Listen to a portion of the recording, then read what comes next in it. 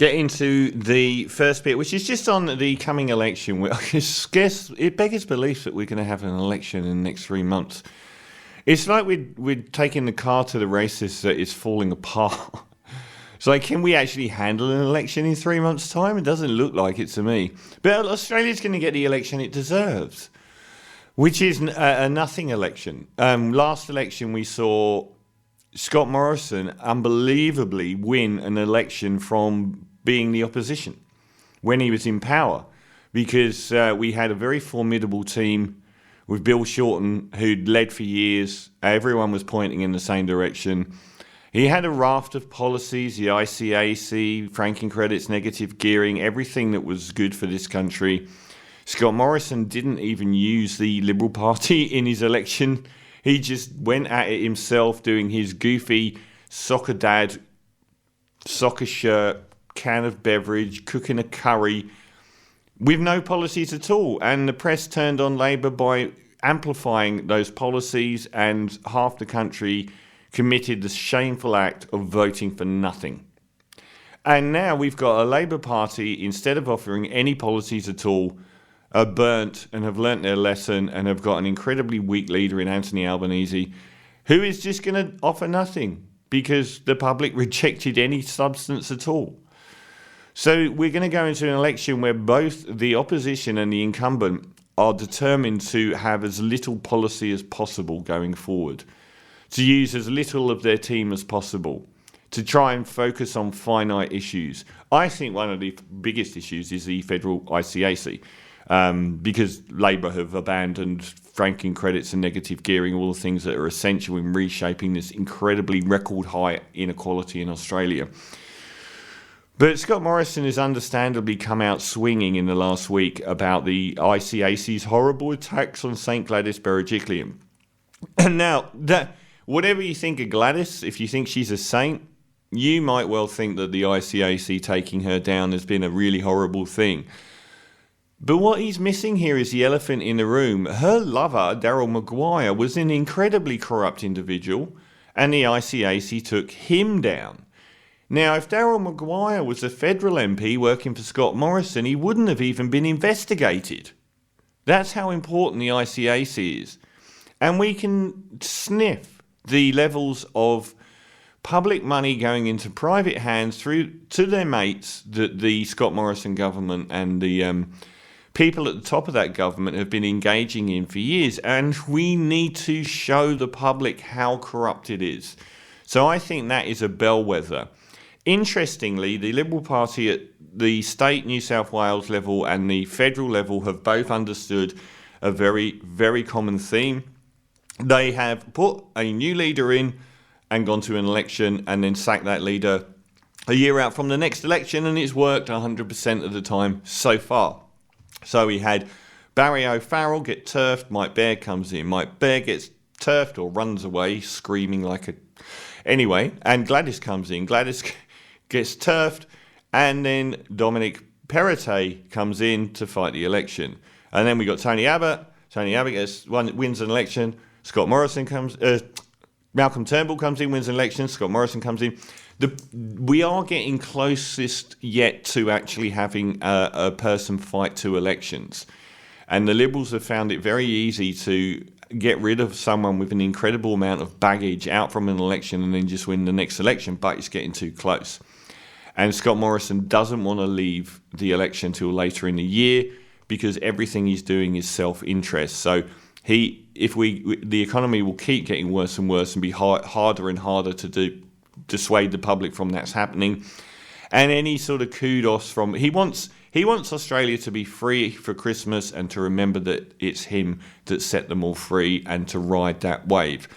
Now, it is really telling that Joe Hildebrand, for me, one of the biggest apparatchiks of the right, worse than Andrew Bolt, and Catherine Murphy for The Guardian, one of the best investigative journalists in Australia, who would be called from the left, even though from the left seems to be telling the truth rather than a partisan view. Both wrote articles a couple of days ago saying that Scott Morrison had the week from hell and it amplified everything wrong with him. It's telling that both sides of politics are saying that. I personally think that the Murdoch Press side of the world is amping up for Peter Dutton to take over, and the Sydney Morning Herald side of the world, which is really two sides of the same coin, are shaping up for Josh Frydenberg to take over. So it's we're going to be leading into an election where a very vicious, bitter bully is going to try and go after Anthony Albanese, and Anthony Albanese is going to try and offer no policy whatsoever, so the press can't just slam him for taxing pensioners and all the other garbage they did last time. So it is going to be an election we deserve. We've shown that any substance, any proper, critical thinking of policy isn't wanted by the Australian public, not the majority of it. They're more than happy for sloganeering from Scotty from marketing, but it's getting too close to turf him. This is another reason he's going to hold the election probably by March, if he holds it in November, they'll turf him. There will be a run at him from Dutton, and Dutton will probably lose because they will turn around like last time and say, well, he's got to be surely a bridge too far even for the Australian public. So Frydenberg will come in and then he'll have a much better chance of winning the election. So he's going to want to go purely on selfish reasons in March. He's going to want to get it underway as quickly as possible, and they might actually have to face two elections for the first time in about, a combined 8 elections from state and federal Liberals, where they had the same leader in. So it's going to be a very, very upsettingly substance-free election, devoid of policy, and with trying to get the upper hand in the media being the sole requisite for getting in power, which is exactly what we deserve at the moment. We've shown that we just don't want politicians of substance. We want to see Scott Morrison cooking a curry. But he's done so badly, it beggars belief. The other people had done really badly and would have probably lost the next election, so they were replaced. But I don't know that he's such a political animal, I don't think he will let them replace him. And his number one tactic there will be to have an election so quickly that they can't actually do it. So even though Frydenberg and Dutton are swimming around like sharks waiting to attack, if it's in March, they just don't have enough time to get in there and it will look really bad. So they need a later in the year election. So it's going to come down to whether they can actually delay the election, but I'm sure many in the Liberal Party will know that their chances will get worse and worse throughout the year. Albanese has made his bed.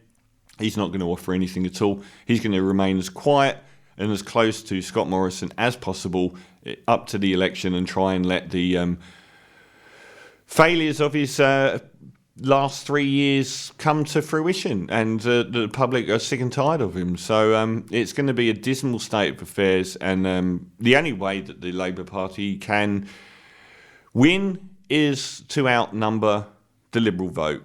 And it sounds a trite thing to say, but everything is atomised and polarised. These people aren't changing their vote. You've just got to get more people out. If they can try and get something like the gay marriage vote out there, they'd win, because most people would want to vote for Labour.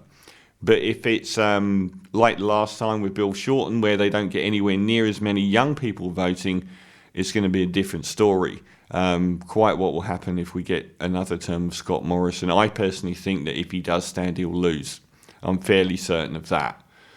But not for his failures, more to do with the fact that Labour are trying to present a clean sheet of paper where no one can attack them, which is pretty dismal. And I don't even think it's a reflection of Anthony Albanese. I think Labour have looked at what happened last time, where there was no good reason to vote for Scott Morrison, and say, well, the public don't want substance. They don't want policy.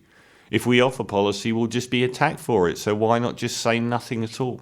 It's a dismal country at the moment.